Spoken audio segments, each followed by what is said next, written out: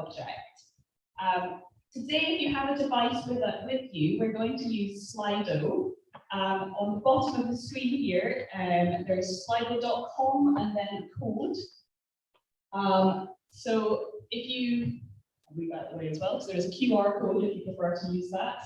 So that should give you access to that. That was just so that we can record a little bit. The first thing I'll ask you is a little bit about yourselves. And then after that, we'll use it later on in the session to kind of have some interactions, some suggestions and things there too. So if you could grab that, that would be really helpful.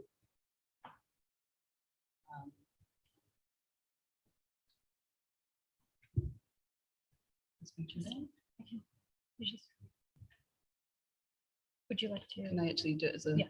Because that was then send the Slido going. Okay, so you should still be able to see the Slido code there, and hopefully that has now opened a poll for you. If I can, yeah, we've got some nods. That's good. That's always helpful for me. So I don't actually have the device in my hand right now. So at the moment, it should be asking you for a little bit about you, about who you are, where you come from. The reason I ask this is for my funding is dependent on me actually speaking to a range of different people, and it's very difficult for me to prove who I've spoken to unless I get a little bit of information off of you guys. So that's why I asked this information. So hopefully that will keep running. Okay, so we've got a range of people in the room and a few different countries in the room as well, and online as well. Okay, so just before I go too much further, I just wanted to give a trigger warning. This project is about mental health. It is about depression. There may be themes that come up around things like suicide. So just look after your own mental health. For those of you in the room, if you do need to step out for a moment, that is fine. For those of you that are online, if you need to just step away from your camera and your screen for a little while, please feel free to do so. These can be quite intense conversations that we're having today. So I just wanted to introduce the project and tell you a little bit about what we were doing and why we were trying to do that. So I wanted to create digital stories of depression that can inspire others, that can reduce stigma around depression and mental health in general, and that would raise awareness of depression research. So we had 4 groups of people take part in this project. The first group were adults with lived experience of depression, and this was an open recruitment process. We used adverts in Facebook groups relevant to mental health and depression. We used some of our own mailing lists. So that was quite a sort of open recruitment process. The second group were big data researchers that I already work with. So that was quite a closed process. We sort of invited from our own research group. We had mothers of young people with mental illness, some of whom we have with us today and online. And they were recruited via a charity called Parenting Mental Health. And they're going to be talking to you in a little bit as well about their experience. And we had some young people aged 16 to 25 who were recruited through a college that was doing kind of access to employment, access to college, university type course. That's sponsored by the Prince's Trust and is run by Glasgow Clyde College. So again, that was quite a closed experience. And most of them looked at their experiences of mental health during COVID and reflected upon that process in their storytelling process. So what did they do? They took part in a 6-week process with Pip and Tony from Patient Voices. That involved 6 2-hour sessions on Zoom. And Tony's going to talk a little bit about the movement from in-person, which was in the original grant application, to it being on Zoom. The good thing about it was that the 6-week process gave people more time to reflect and to think in between their sessions. So actually there were some advantages there. And each digital story was fully produced by the individual. It's the story they wanted to tell. And you can visit the stories and view the whole set of stories at that website as well.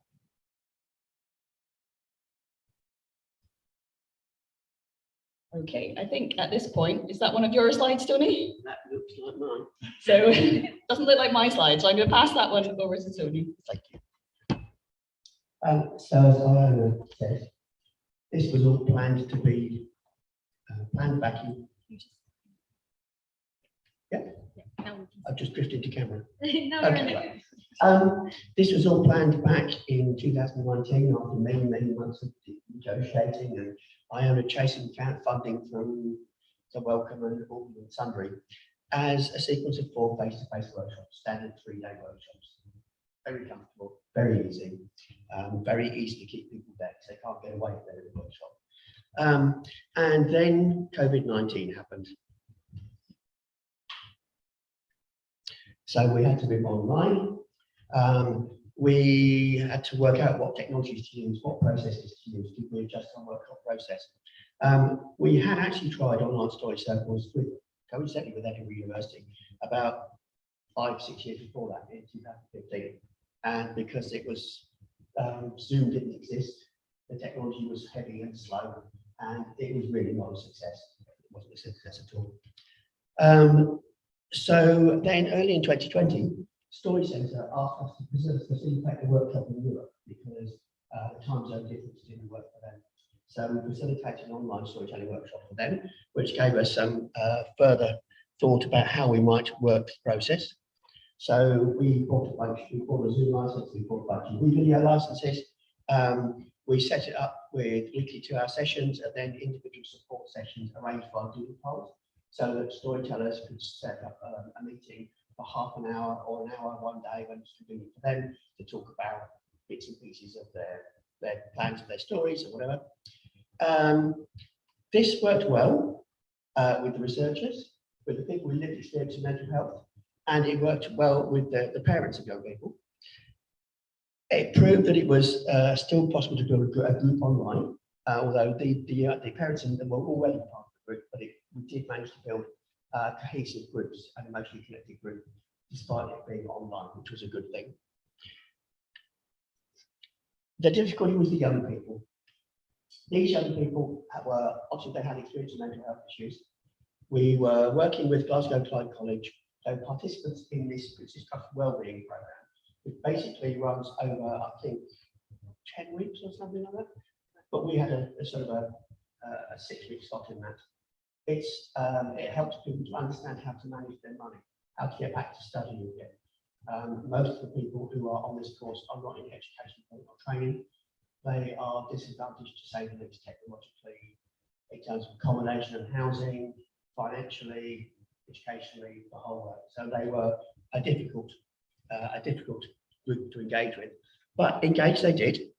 The difficulty was that it was something to the existing Princess Trust programme, so we had to try and hold it tightly to the 6-week slot, and that really wasn't long enough for this group. So there was lack of time. It wasn't central to the group's aims. They hadn't joined this Princess Trust project to make digital stories. They joined to learn about life skills and get a certificate in wellbeing so they could move on and get back into college, back into employment. They were enthusiastically distracted. Their family situations are sometimes difficult. They might be trying to engage in a story circle online, and there are 5 children living in the house with them, and there were always people in the background who about schools, so it was very difficult to do that. Some of the more independent young people have no money, so they would not have credit for their phones, no data for their phones. All of those issues were difficult for them. So when we did it again, we tried again. So the next time around this programme, we built it in from the start. We planned to take 12 weeks for the storytellers, so we had time to go around carefully with them. We did more one-time work after the 3rd week. We managed to get the college to provide them with some laptops and some technical support, so COVID was easing, restrictions were easing. They had library access at the college so they could go in and work together or get some tutorial support on the technology. And then the climate change conference happened, which meant that the area around Glasgow Clyde College was called off for security reasons, and no one could get to the college. So another form of lockdown. However, we did manage to do that. We tailored individual support for each of the storytellers and helped them finish their stories. We provided bursaries to help cover their costs of getting to and from college, data charges and things. And we learned that once again, you never know what's going to strike when you're facilitating, so you've got to be adaptive and agile every time. Wanted to show just one story from that workshop, one young person's story, about her experience of COVID and that time in Glasgow and what it felt like to be a young person there. This is Anna's story.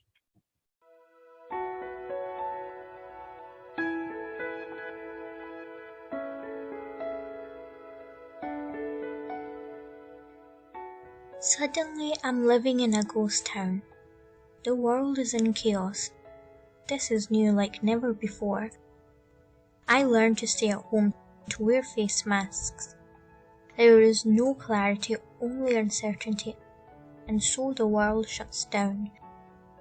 I learned to live with stress and anxiety, with going to supermarkets at certain times to shop. There are big queues lined up outside. It's stressful. I hear of so much chaos from the media. I can't do much as everything is closed. But then I learned new mindsets. I learned to relax at home.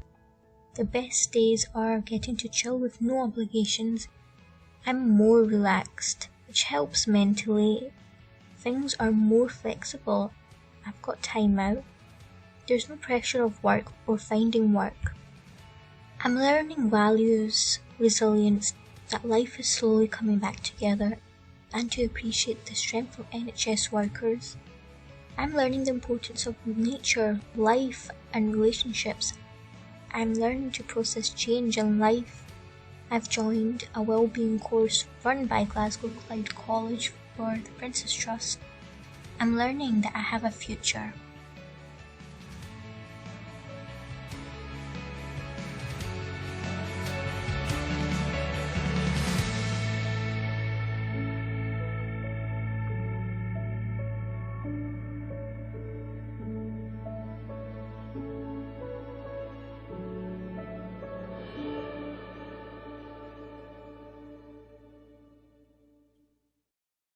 So as a result of the program, she now actually has moved into a secure or safe accommodation, shelter accommodation. So her life has actually moved up a step, which is great. And now I'll hand over to Anders. Hi everyone. Can we see Anders? Can you hear me okay?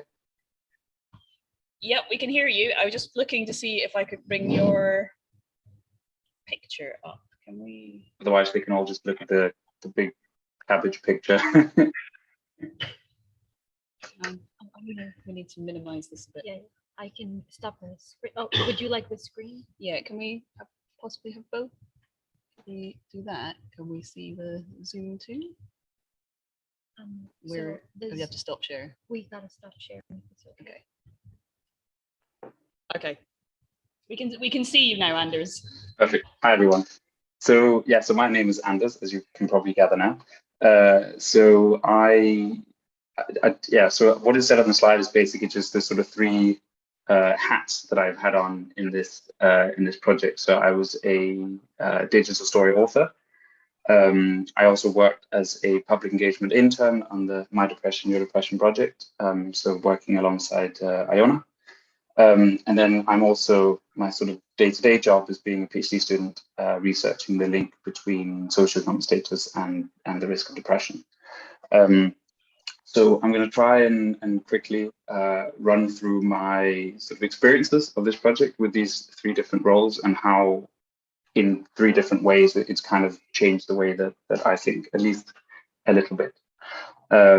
So as a digital story author, I made the story called 24,039, which you'll see, I think, in a minute after I'm done talking. And I basically did that as a sort of way to say thank you to all the people that have provided the data that I use in my day job.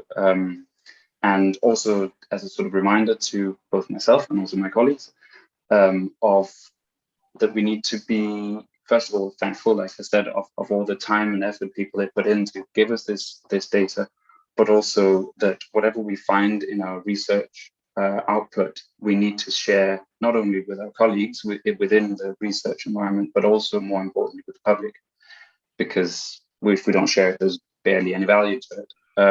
But yeah, you'll see a little bit more about that in the story.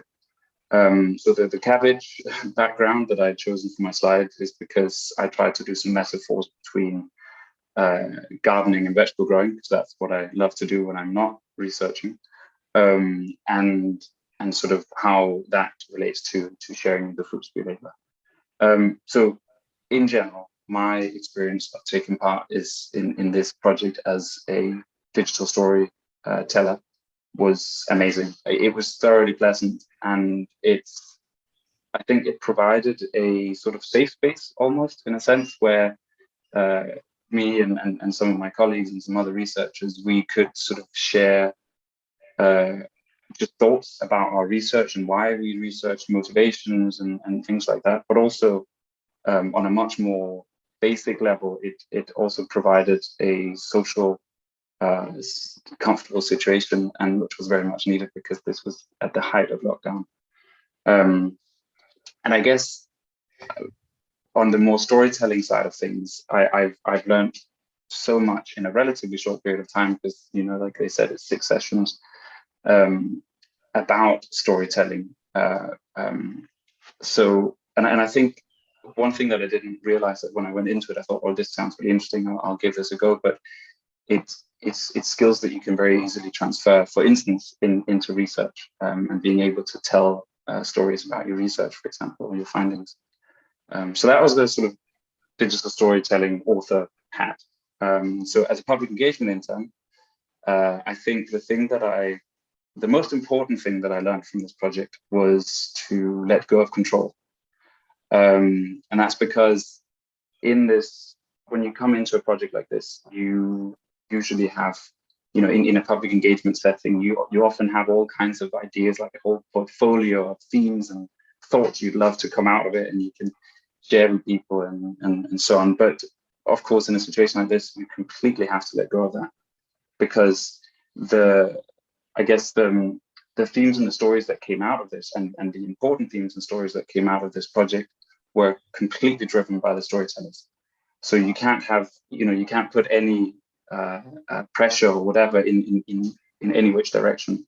And for me, that was very new, because as researchers, we often spend our entire days trying to find patterns and meaning and stuff in data, and often very chaotic data, because life can be quite chaotic.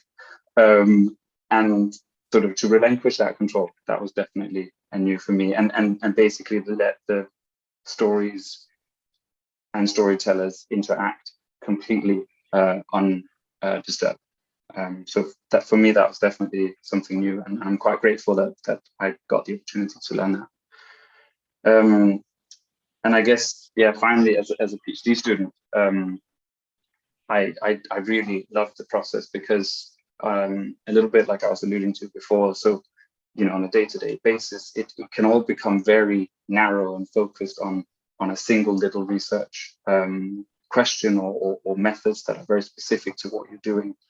And sometimes you lose the sight of the bigger picture. And I think being part of this project and also making a digital story gave an opportunity to really take a step back, see things from a sort of bigger perspective, and also have your thoughts about research put into maybe a more sort of public landscape. And I think that was really affirming, also to think about your original motivations for doing research and all that sort of thing. So that's definitely been a very positive experience for me. So yeah, that was my 3 roles. I don't know if you guys can see my slide, but yeah, if you have any questions, then obviously I think we've got a Q&A at the end. Yes, thank you, Anders. I will put your slide back up again so that thank you. You can see that.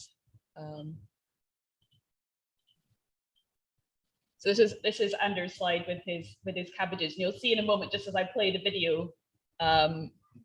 Yeah, you'll see in a moment when I play the video why that is relevant to Anders there too.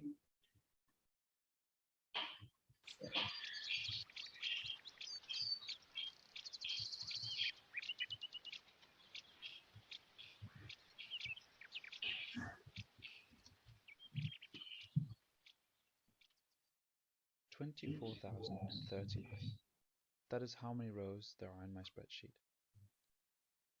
24,039 individuals who have taken time out of their lives to fill out a swathe of questionnaires, donate blood samples, do cognitive tests, and answer questions in an interview. 24,039 individual human beings who have taken the time and effort to share bits of their unique lives, their stories and experiences because they want to help research. As a researcher, I have the enormous privilege of getting 24,039 anonymous insights into their lives, and I get to look at all those experiences together to try and find patterns in the beautiful complexity of all these people's lives. It is a privilege that comes with a responsibility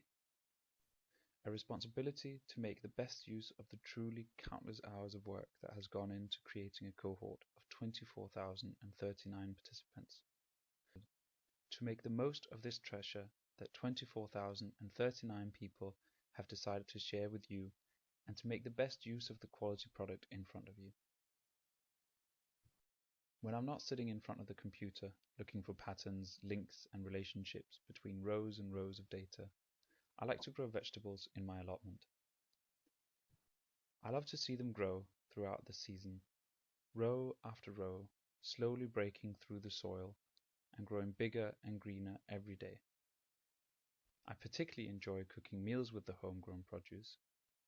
When you grow vegetables from little seeds put in the ground on a rainy Sunday morning in April, when an amazing combination of rain, sunshine, soil fertility, and sometimes back-aching hours of weeding come together to produce fresh, nutritious, and tasty vegetables, then you naturally feel a certain responsibility to make the most of the quality product in your hands and cook up the tastiest meals you can. Just like having access to a large cohort of data, growing your own vegetables also comes with challenges. I can rarely go to my allotment and pick up every single vegetable for the dish I want to make that day.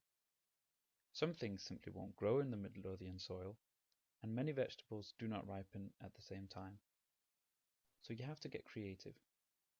You have to come up with ways to make the most of the product at hand, of what you can grow, and of what is in season.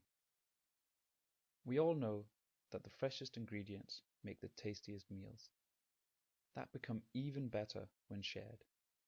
That's when the real quality of a meal comes out, and when it can be truly appreciated. Research is just the same.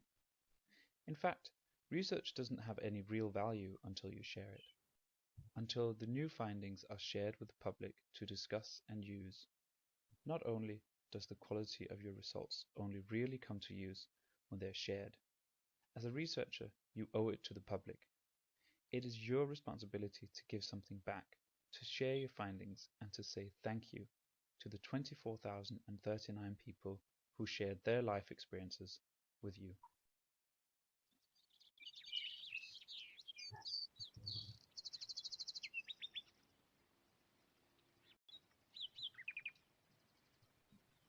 Now you see why we had a cabbage. Thank you, Anders. Okay, so I'm going to hand across to Suzanne and Andrea and Joanne to come and have a seat, I think was the plan. I'm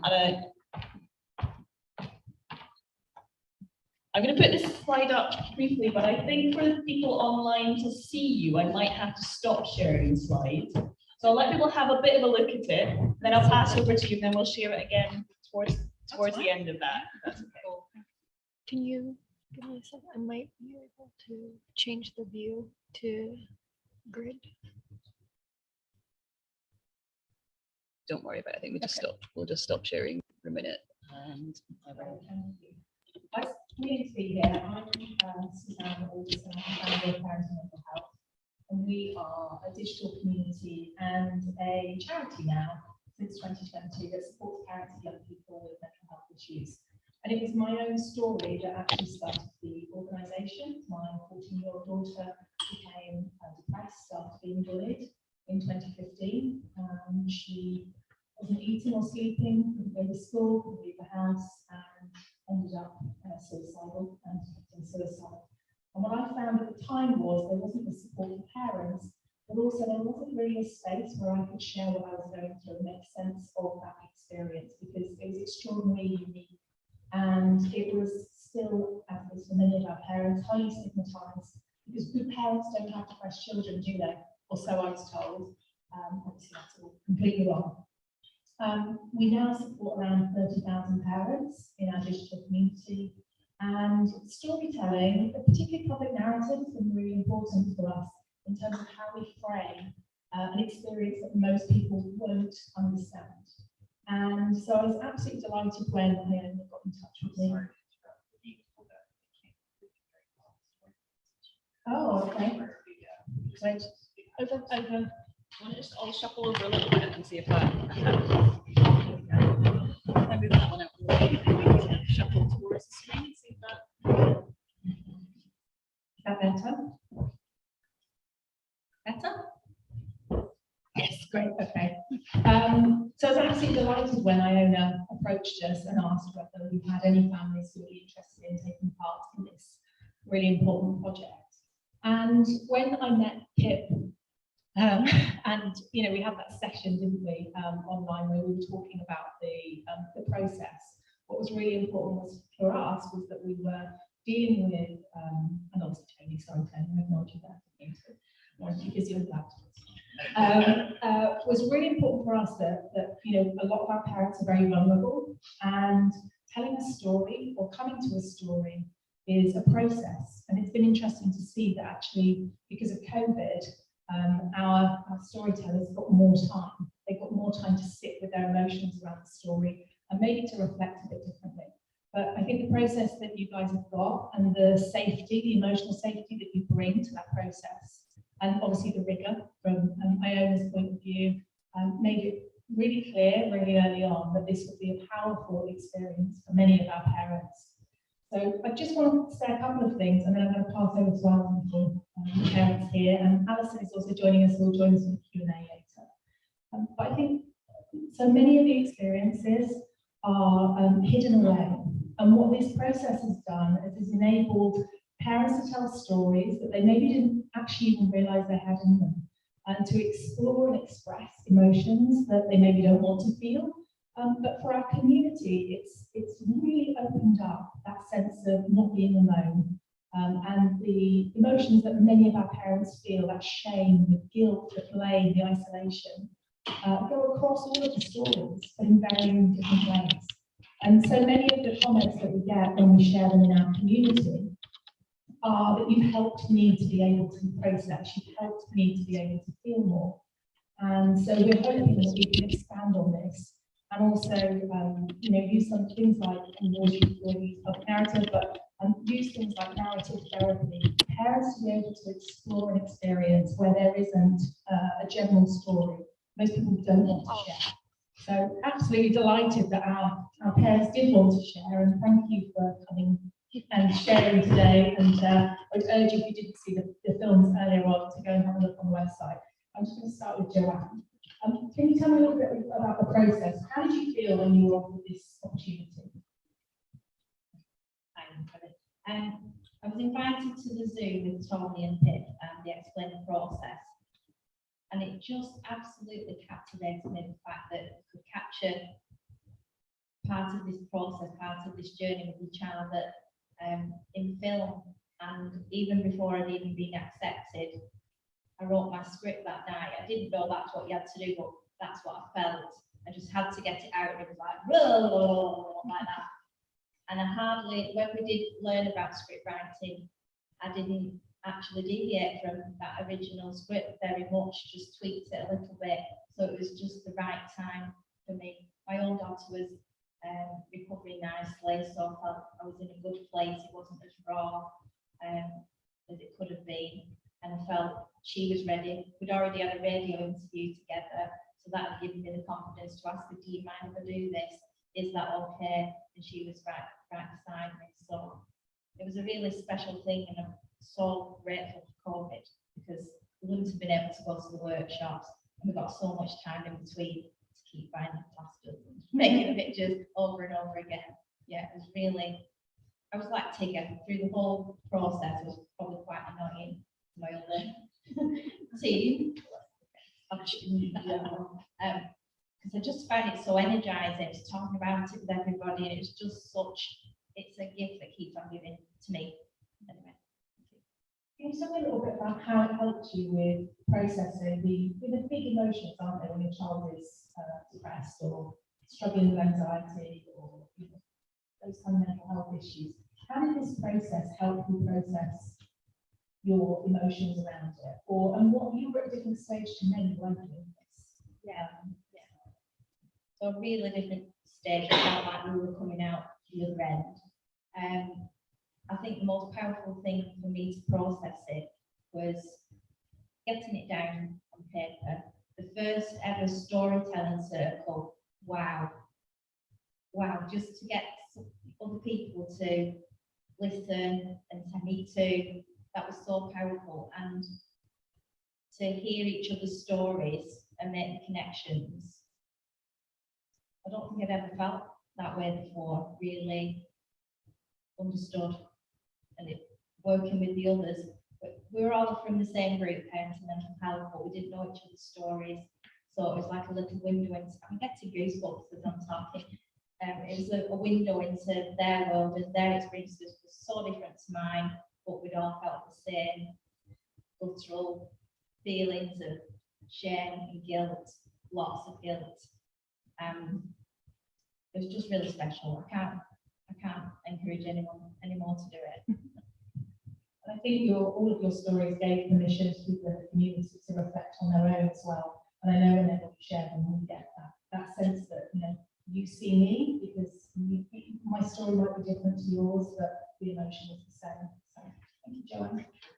Andrea, tell me about the experience for you. What did you gain from this? And tell us a little bit about your artwork as well. Wow. I think when I started with the project, I actually was struggling myself with my own mental health, really. I was only just being in a place where I could, but initially it was really quite difficult, because I don't think I'd acknowledged my story, my son's story, and I didn't know which bit to tell. I didn't really know if I had permission to tell it. Was it my story? Was it his story? And I don't think that without the project, I would have had the depth of connection with my son, because it felt the right thing to do, and I asked his permission, and his response was different to what I expected, and he really got behind it. And that was incredibly special, really. So he wasn't involved in me making it, but it blew me away that he wanted me to do it. And once I'd made it, he wanted me to share it.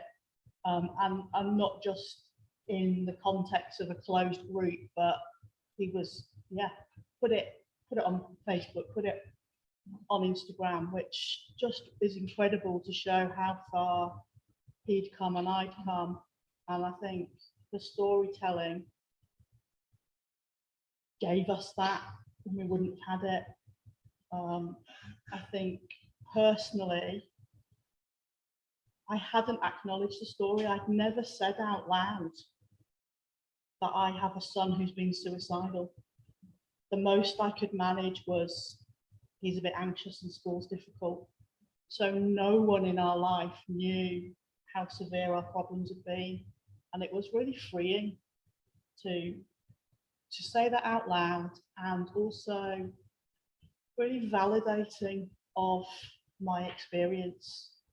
It was I think the major thing that helped me find self-compassion, because I almost had a view on my own story that somebody else would have. So instead of sitting within it and judging myself as having failed and feeling shame, I stood outside it and thought, if that's my friend's story, wow, they're amazing. And it gave me a different perspective on myself. So I would say it was like therapy So in that respect, it was really hard, but really good at the same time. And Pip and Tony made it really safe. And I just feel really blessed for the group of ladies that I fell amongst, because there was so much. And although we come from pairing mental health, at that point, I think there were 19,000 people in the group. So it's not like we knew each other, but there was a shared understanding that we're in this together and we're helping one another. And I'd say that the 6 of us have become friends, although it all happened on the internet. I guess the other thing you're asking me is that I drew my own images, and I was just starting to use art as a way to sort of process myself, and I was keeping an art journal. So yeah, from this time last year, I hadn't started the project, I have resigned from a 30-year career in the NHS and started trying to get a message out about mental health through developing my artwork. So I think transformation is the understatement for me. Absolutely, definitely. Thank you, Andrea. And if you would like to see Andrea's work, she'll be outside in the foyer afterwards selling prints, won't you? I did bring a few, but not to sell. But Thank you. You definitely can. No, thank you both so much for sharing, and also thank you to Alison who's joining us online for the Q&A, and a big thank you to Pip, Tony and Iona for making this possible. And we're really excited about the afterlife of these stories and what they're going to do out in the world, because I think what they will really do is break down those barriers about shame that so many parents feel when their child struggles. So thanks so much.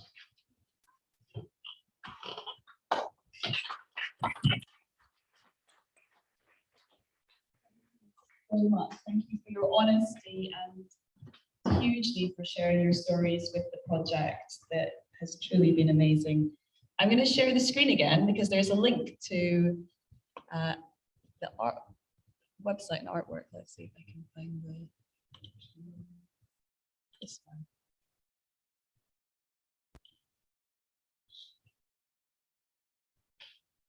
So please do, there's a web link there for Andrea's art, and she has produced some stunning art and some stunning messages that go with it as well. Do take a look at them afterwards, they really are a wonder. And yeah, there's some of the things that they've covered just now, and some other things there too. So just give people a moment if you're looking that up.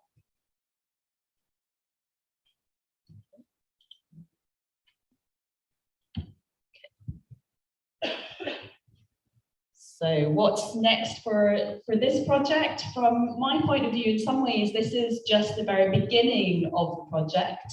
The stories have now all been created and they are now on the Patient Voices website. So there's a web link and a QR code there if you want to access those stories and take a better look at them. I've also produced some exhibition materials, a banner, and I've got iPads and stands and things. So as soon as I'm able, COVID has somewhat held me back, but as soon as I'm able, I'm going to be taking these stories out into the community and into festivals and other community events, libraries, that kind of thing, and to try and get them seen. The whole point of this project was to create stories, yes, but also to get them seen and to let them speak in a more public arena as well. We have run some online events where we've streamed the stories and then had Q&A and discussions afterwards. And I'm hoping again to do some in-person versions and probably some more online ones as well as we go forward. The stories have also been shown at scientific conferences. What I found is that in the past, when I've asked for a session about lived experience, and maybe asked for an hour or half an hour or even 15 minutes, the researchers have struggled to give me that slot.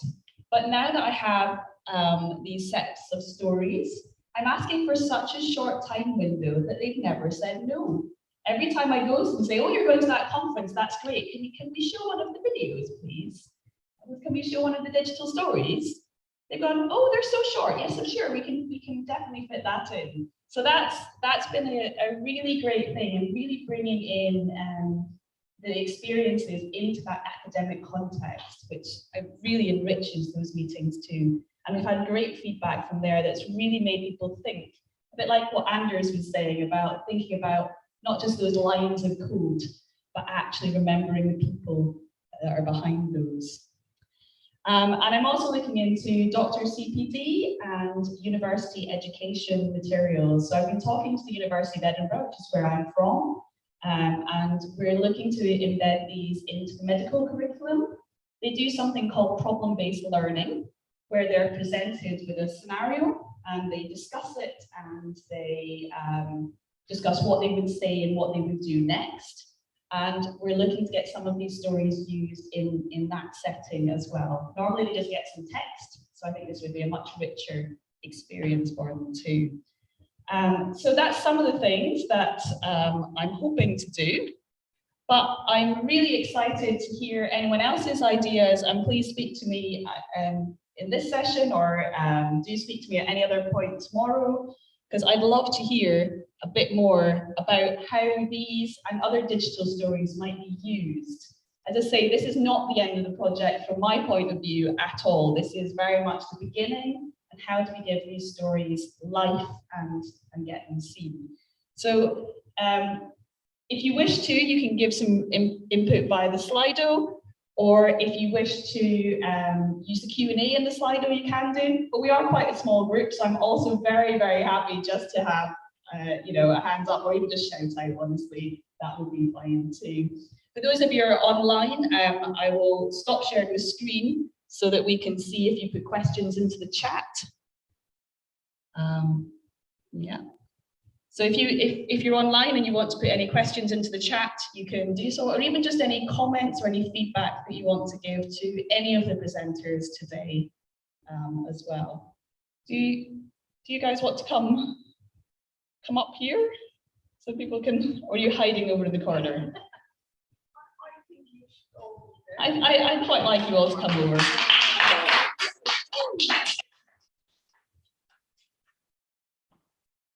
You two still hiding over there, are you? We can get more seats, that's doable. Come on.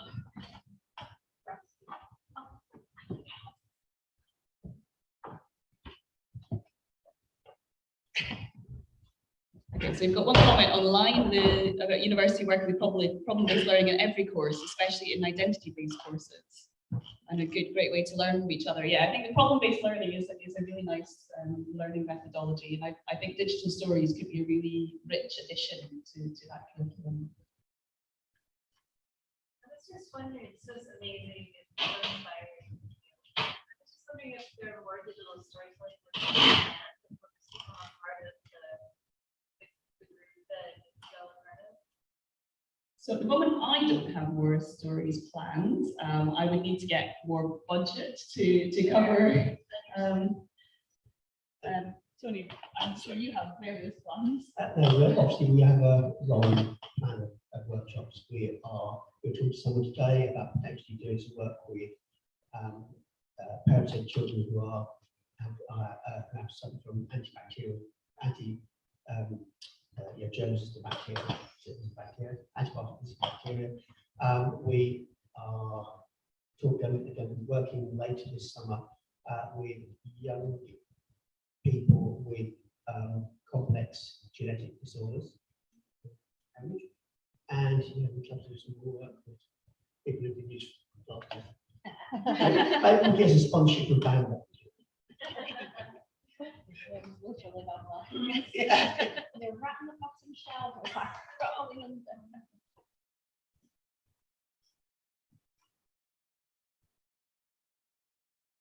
Yeah. I'm sorry, but one thing we have been talking about. One thing that we've been talking about with Iona and with Laura from Durham and Pip and some other people today over this conference has been possibly moving towards trying to get some funding to do a sort of collation and categorization a curation of the stories and other stories, so that stories are not going to be ephemeral. I mean, our website's been around for about 20 years, but there are many other projects which have come along, and you click on the link, they're not there anymore. And so we would hope maybe to do something like that and try to improve on the curation of the stories.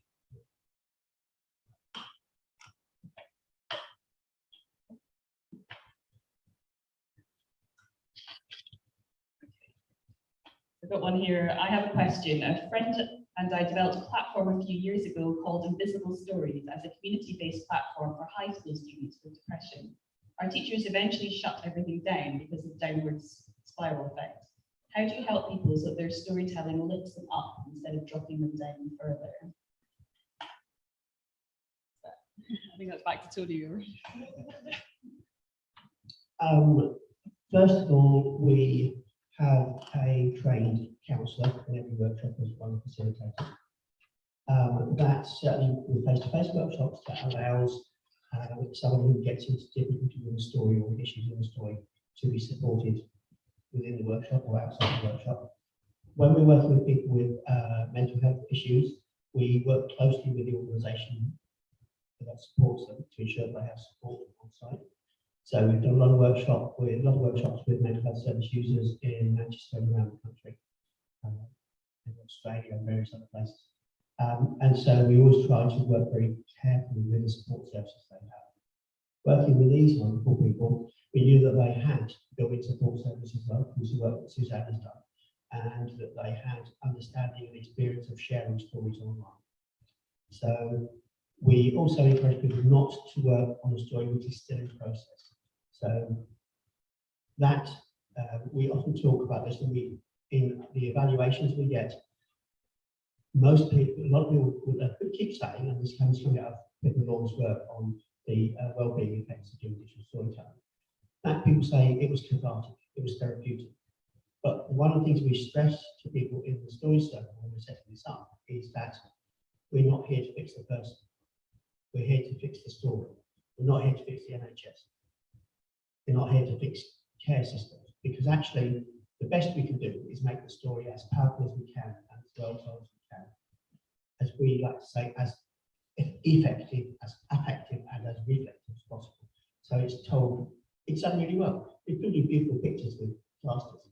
They do amazing artwork. They do choose beautiful photographs like Alison did, and amazing music. And then it is affective. So people tell genuine story that really connects emotionally with the story viewer, so that they go, and they connect with it. It's a story about a grandparent. It's a story about a child. It's a story about plasters. Everyone knows that. And then we hope that those stories will be reflective. So people, when they see them, will reflect on their own practice and think, maybe I can improve what I do when working with young people. Maybe I can diagnose better when I get a child who's kicked in the head by a horse. These sort of stuff. So that's how we hope to work with that. And we always allow people to remove stories, change stories as they wish to later on. So that's what we try to do, to wrap around this process as much as we can. Sorry, 1 second. Do you want to come over here just? I just wanted to add to that. Well, I wanted to say 2 things, and I'm allowed to say this because Tony is my husband. He doesn't always answer the question that has been asked. And I think the question was about how we work with people in a way that's not going to make them feel worse about their stories. And I guess the thing that I wanted to say is that we keep our groups really small. I know that there are lots of people who want to kind of cram as many people into a digital storytelling workshop as possible. And our constituency, I guess, the people that we work with, mostly patients or in some cases staff who have been traumatized, we just need to keep the workshop small so we can spend lots of time with them. But I also think that the best people to answer the question are probably Andrea and Joanne, because they've been there. So I guess, yeah, what did we do that didn't make you feel worse?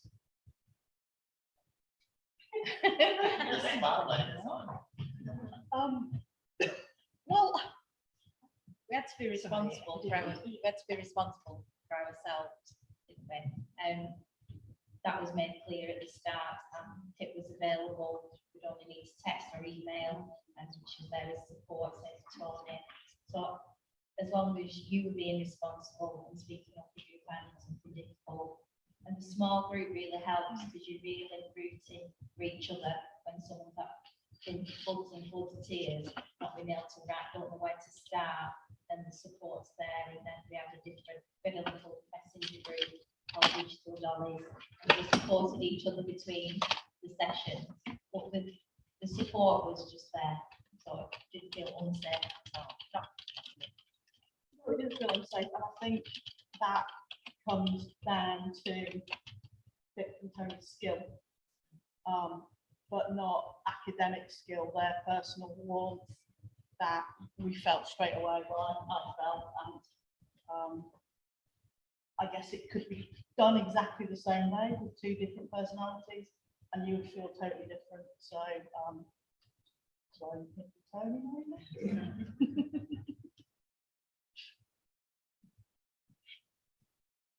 I don't, Alison, are you online at the moment, or maybe you've had to step away? I just wondered if there was anything that you wanted to say or add at this point. You don't have to, you can just shake your head and say no if you wish. About which bit? I guess about any of the questions that we've had so far. I'm not sure how well you can hear. So we've had questions about the sort of therapeutic benefits and the idea of keeping groups quite small. And sorry, someone, what else? How safe and felt. And about feelings of safety within the groups with Pip and Tony. Yeah, it did feel a safe space.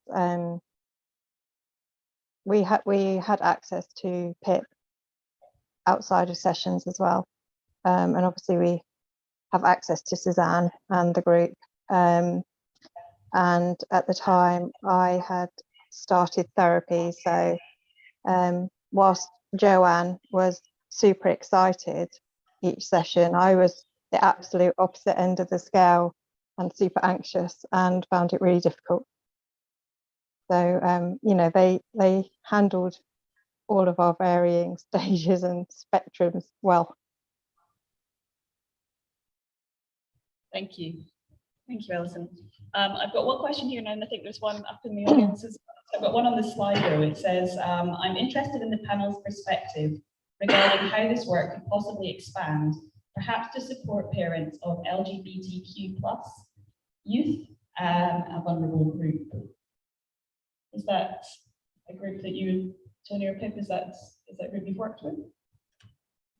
We have definitely worked with people from the LGBTQ+ community. We're always happy to run workshops for anybody who would like us, well, almost anybody who would like us to run a workshop with them. So if people are wanting that kind of workshop, we would be happy to. Actually, we ran a really interesting project for the intersection between gender and faith, and that was actually kind of fascinating. So we're pretty happy to work with anyone who is keen to expand our work.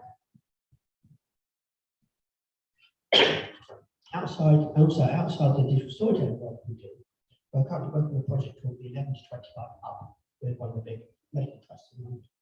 And that's using stories embedded at the centre of issues which are personal young people taken from the age of 11 to 25 in the care system. And one of those modules is around healthy relationships. One is around identity. So issues of LGBTQI+ stories and support content. So there are things you can wrap around the stories to build on.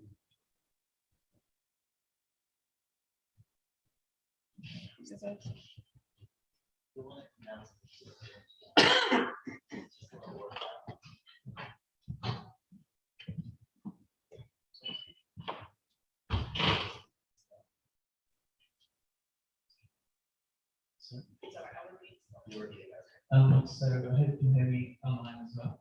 I just wonder what people think about the prospect of encouraging young people themselves to do the storytelling. talking with you, or maybe the non-professional children the methodology itself, or maybe your organization being direct.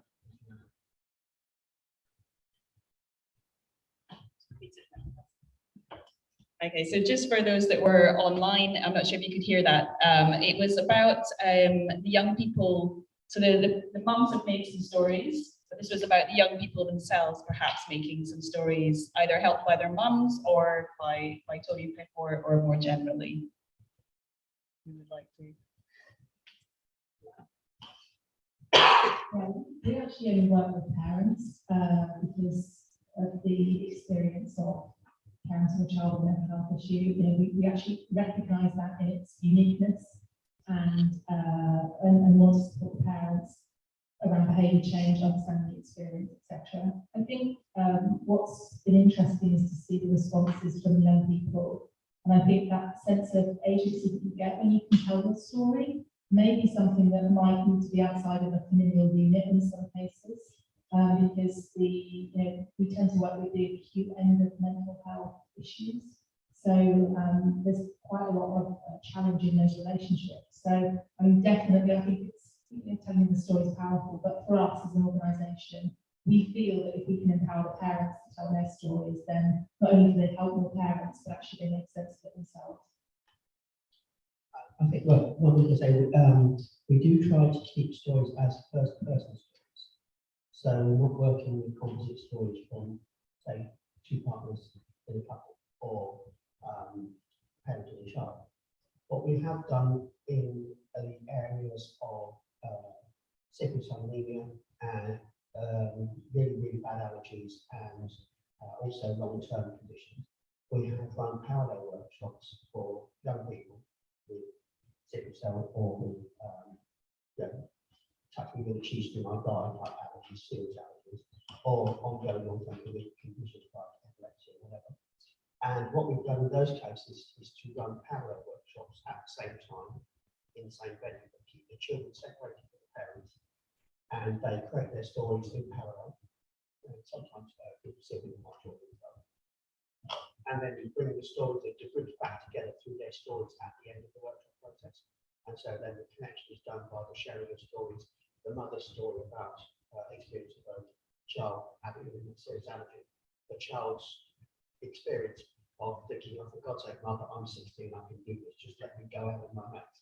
So that's a very interesting, but it does then give you two different viewpoints on the story, and maybe that helps you triangulate the truth, I don't know, or whatever it is that you get at the centre of your story.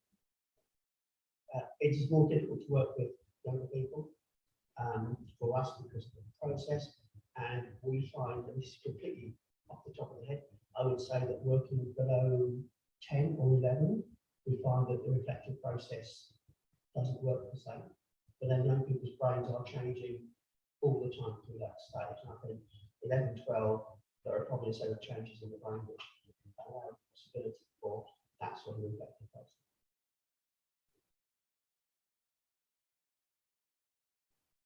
I just thought I'd say that my son Isaac actually would be really keen to tell his story, but I would be really keen for him to tell it without me.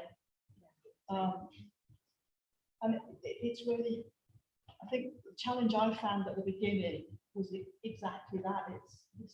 This is my story, but it's our story. I'm sharing information that is his, so I do need his consent and permission, but that wasn't his story. It was his story, but it was my story, and it gets complicated, doesn't it? But yeah, I think it would be great if the children and young people wanted to, but it would be better completely separate. I just struggle not to. I think they need more support as well, young people, more on tap. I think it could be quite dangerous. People actually doing sessions, or if it was in in-person workshop, you're there and like it would be on hand, but if it was online, it's not more convenient for somebody to trigger. I think. Okay, so I'm aware of time and it's been a very long and hot day. Is there anyone in the panel that would like to say anything in closing, or Pip or Tony or Suzanne? Is there anything you'd like, anything you've not had a chance to say that you'd like to say? I'd like to say thank you to all these amazing storytellers.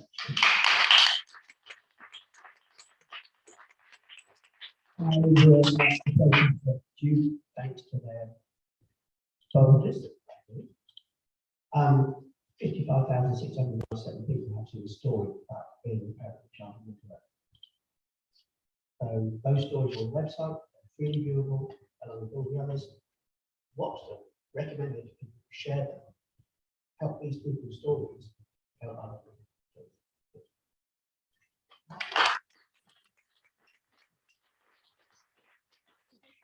For me, this has been a project that's involved a lot of people. There's the people that are sitting here, but there are also lots of other people who have been involved. So it touches on it here, but just a massive thank you to everyone, and thank you very much for coming along to this session as well right at the end of the day. Thank you.